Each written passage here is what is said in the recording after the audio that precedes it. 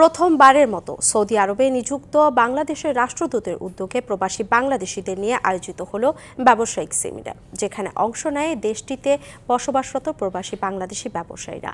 বাংলাদেশ ও Saudi আরবের মধ্যে দ্বিপাক্ষিক বাণিজ্য সম্পর্ক উন্নয়ন, দেশের রপ্তানি পণ্যের বাজার সম্প্রসারণ, রপ্তানি পণ্য বহুমুখীকরণ ও রপ্তানি বৃদ্ধি এবং বাংলাদেশে সৌদি বিনিয়োগ আকর্ষণ করাই ছিল সেমিনারের মূল লক্ষ্য। সৌদি আরবে বসবাসরত প্রবাসী বাংলাদেশি ব্যবসায়ীদের সাথে সৌদি সরকার ঘোষিত ভিশন 2030-কে সামনে রেখে বাংলাদেশের ব্যবসা ও বিনিয়োগ সম্ভাবনা শীর্ষক সেমিনারের আয়োজন করা হয়। এতে সভাপতিত্ব করেন জেদ্দায় নিযুক্ত কনসাল জেনারেল মিয়া মোহাম্মদ মাইনুল কবির। সঞ্চালনা করেন দূতাবাসের জেদ্দার কমার্শিয়াল কাউন্সিলর সৈয়দা নাহিদা হাবিবা।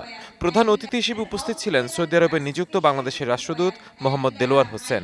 তাদের নিজের অর্থায়নী ব্যবসা পরিচালিত হচ্ছে, কিন্তু ব্যবসায়ীটা হচ্ছে আরেকজন, অর্থাৎ তার যে সৌদি সালমান নামে হচ্ছে।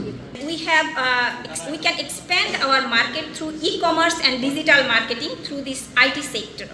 সেমিনারের উদ্দেশ্য বাংলাদেশ ও সৌদি আরবের মধ্যে দ্বিপাক্ষিক বাণিজ্য সম্পর্ক উন্নয়ন, দেশের রপ্তানি পণ্যের বাজার সম্প্রসারণ, রপ্তানি পণ্য বহুমুখীকরণ ও রপ্তানি বৃদ্ধি এবং বাংলাদেশে সৌদি বিনিয়োগকে আকর্ষণ করা। প্রবাসীদের জন্য ইকোনমিক জোন এবং বিদেশিদের মতো সম অধিকার এবং সমান ফ্যাসিলিটি নিয়ে আমি সিরিয়াসলি এটা পার্সু করব। দেশ জুড়ে তোলপাড় ওয়ালটন ফ্রিজ কিনে আপনিও হয়ে যেতে পারেন মিলেনিয়ার।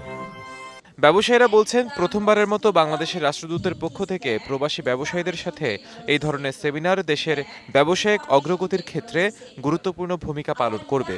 হচ্ছে শরিকাত তাইয়্যিবা আর একটা হচ্ছে ইনসাফ মুমাইয়াজা, দুটার মাধ্যমে আমরা বাংলাদেশ থেকে এবং বিদেশ থেকে আমরা আমদানি করে থাকি।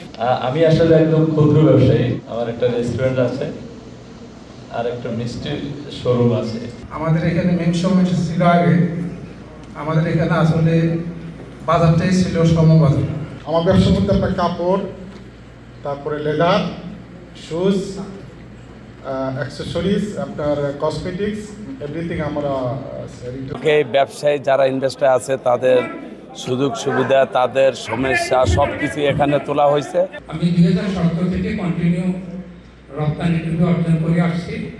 সেমিনারে প্রবাসী বাংলাদেশিদের ব্যাংকের মাধ্যমে রেমিটেন্স পাঠানোর জন্য উদ্বুদ্ধ করা হয়।